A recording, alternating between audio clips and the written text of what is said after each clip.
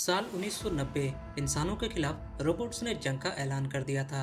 उन रोबोट्स ने जिन्हें इंसानों के रोजमर्रा कामों में मदद करने के लिए बनाया गया था। और इसी बीच सेंटर कॉर्पोरेशन के सीईओ इथन स्टेक सामने आता है एक नई न्यूरोकैस्टर टेक्नोलॉजी को लेकर। ये टेक्नोलॉजी सोल्जर्स को अपने दिमाग को ड्रोन रोबोट्स में अपलोड करने की क्षमता देता था। और अब इंसान जंग जीत चुके थे और बचे हुए रोबोट्स सरेंडर कर देते हैं और उनको एक बेहद रेगिस्तान में कैद कर दिया जाता है जिसे एक्स कहा जाता था। और अब इस हादसे को पूरे 4 साल बीत चुके हैं और अब हमें मिशेल को दिखाया जाता है जो कि अपने मुंह बोले पिता के साथ एक घर में रहती थी। कुछ दिनों पहले हुए एक कार एक्सीडेंट में मिशेल अपने भाई और माता पिता को खो देती है और उसके बाद उसे अडॉप्ट कर लिया जाता है, पर वो कभी भी उस घर को अपना नहीं पाई।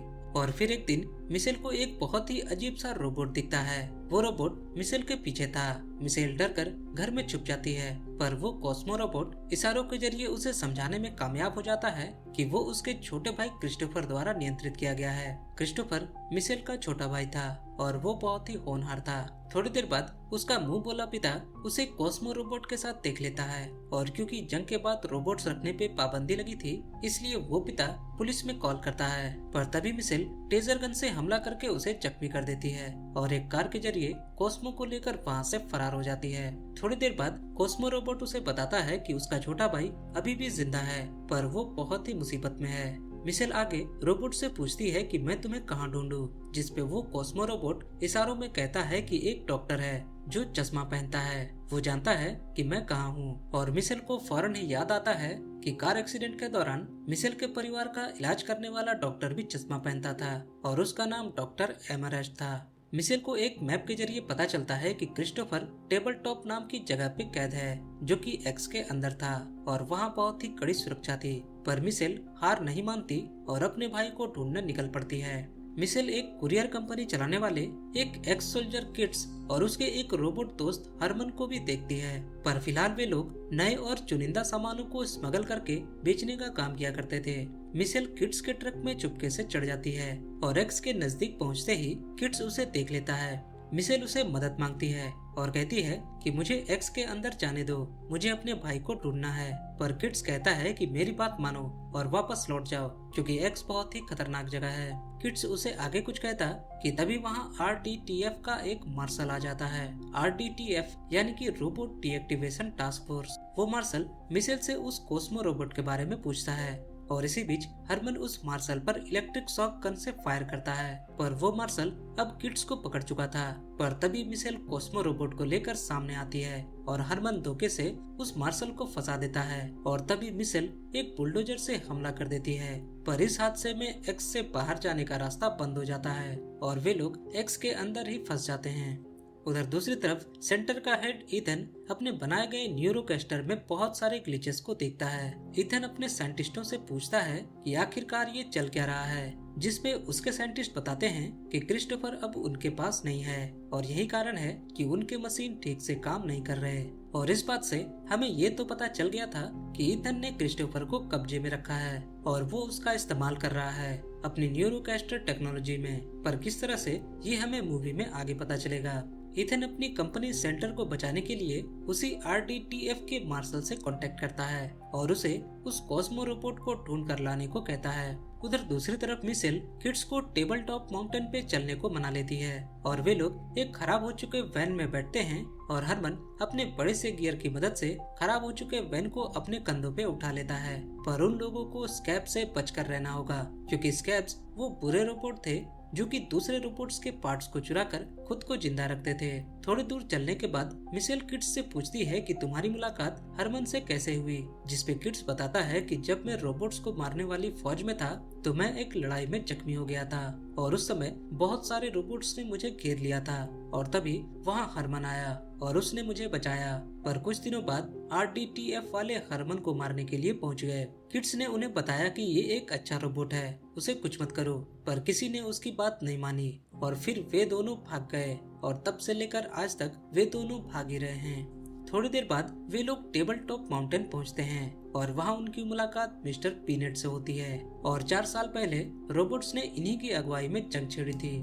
मिशेल उनसे पूछती है कि वो एक डॉक्टर को ढूंढ रही है जो कि चश्मा पहनता है और थोड़ा सोचने के बाद मिस्टर पीनट उसे बताता है कि यहाँ एक डॉक्टर हुआ करता था, डॉक्टर एमरहेस्ट, पर मिस्टर पीनट ने उसे यहाँ से निकाल दिया। पर थोड़ी देर बाद मिशेल के पास एक रोबोट आती है और वो मिशेल को एक कार्ड देती है। दरअसल वो कार्ड डॉक्टर एमरहेस्ट ने क्रिस्टोफर के लिए छोड़ रखा था।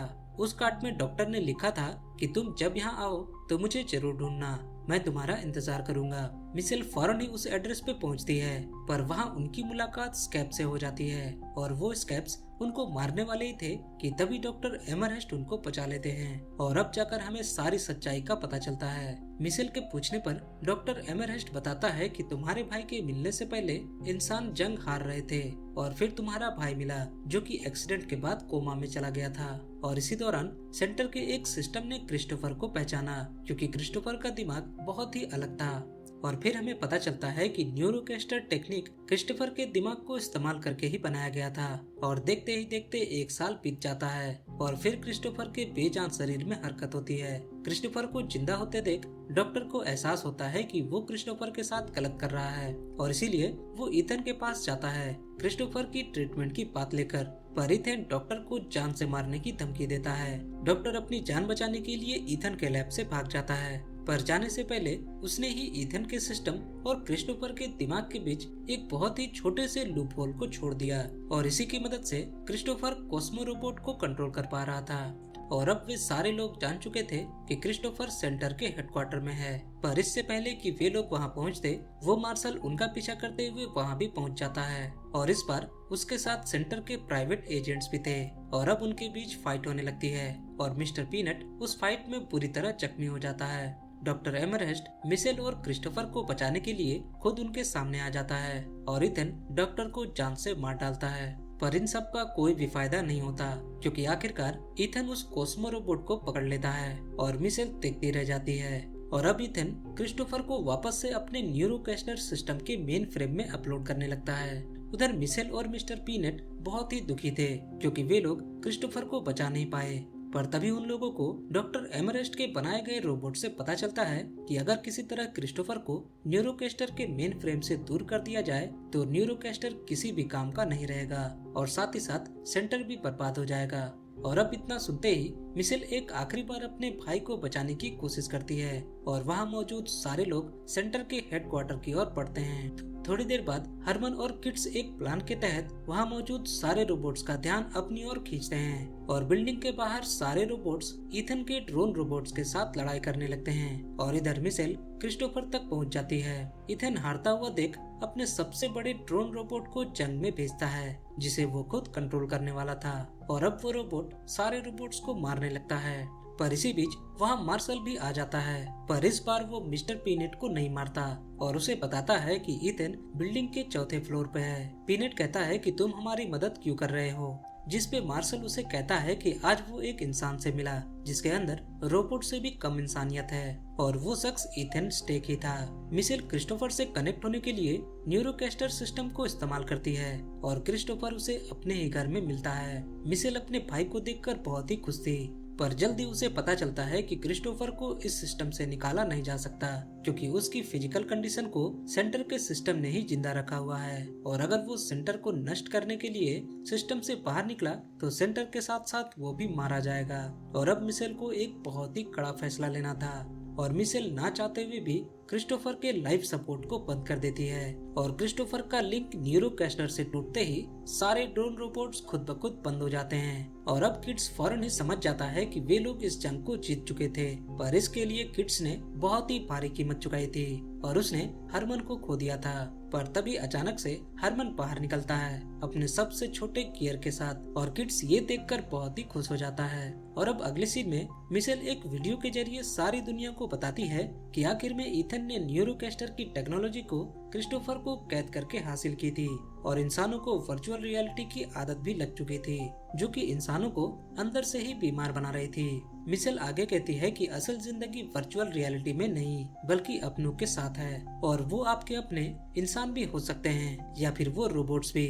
वे इंसानों के गुलाम बनने के अलावा एक आजाद नागरिक भी बनना चाहते थे और यही वो असली वजह थी जिसके लिए उन्होंने इंसानों के साथ जंग छेड़ी थी। और अब एंडिंग सीन में हमें पता चलता है कि क्रिस्टोफर का कुछ हिस्सा कॉस्मो रोबोट के अंदर भी मौजूद था और इसी के साथ ये मूवी यहाँ खत्म हो जाती है। दोस्तों ये मूवी आपको कैसी लगी कमेंट में जरूर बताएं। मैं मिलूंगा आपसे अगले वीडियो में, तब तक के लिए बाय बाय।